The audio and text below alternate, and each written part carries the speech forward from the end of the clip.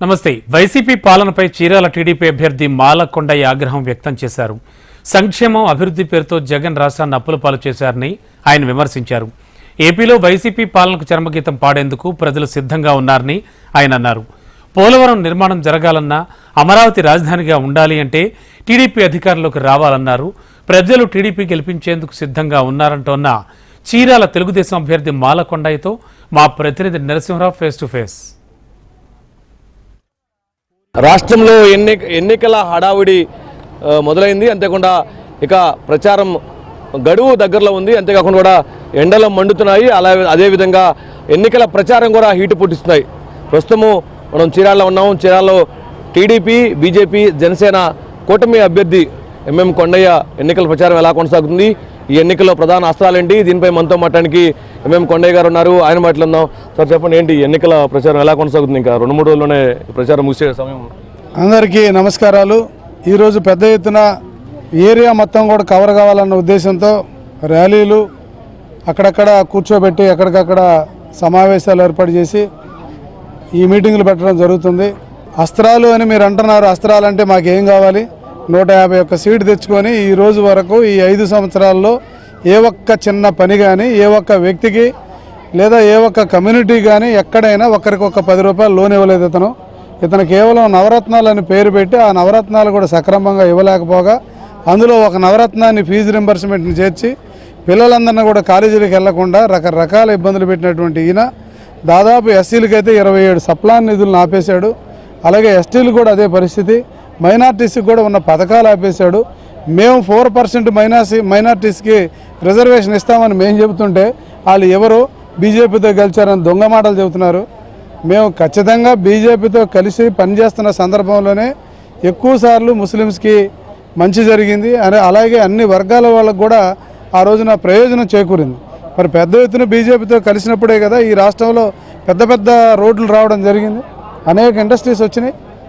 కాబట్టి ఇక్కడ రాష్ట్ర అభివృద్ధి కోసం జనసేన, తెలుగుదేశం కలిసి బీజేపీని కలుపుకోవడం జరిగింది. సో ఇవన్నీ కూడా జరిగినాయి. ఇక మాకు అస్త్రాలు అంటారా? ఆయన ఏం చేశాడని ఫీజు రింబర్స్మెంట్ దగ్గర మొదలుకొని మరి పెన్షన్స్ దగ్గర నుంచి కానీ, మద్యపాన నిషేధం కానీ, అలాగే మరి నిత్యావసర వస్తువుల దగ్గర నుంచి, ఆర్టీసీ ఛార్జీల నుంచి, కరెంటు బిల్లుల దాకా కూడా చూస్తే ఎక్కడ ఏం చేశాడు? కావాల్సిన అస్త్రాలు ఉన్నాయి.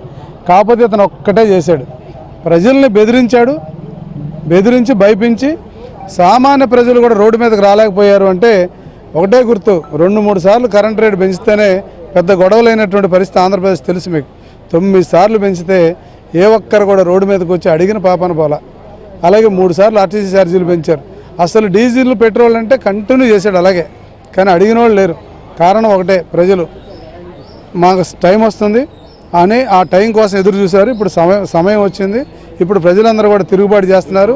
పెద్ద ఎత్తున వ్యతిరేకత వచ్చింది. కాబట్టి ఈ వ్యతిరేకత ఖచ్చితంగా ఓటు రూపేణా మారుతుంది.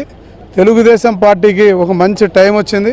జగన్మోహన్ రెడ్డి చేసినటువంటి తప్పుడు పనులే ఈరోజు తెలుగుదేశం పార్టీని గెలిపించడానికి కలిసి వచ్చినటువంటి అంశం. కాబట్టి ఎట్టి పరిస్థితుల్లో రేపు 13వ తారీఖు తర్వాత వాళ్ళు కనుమరుగైపోవడం ఖాయం.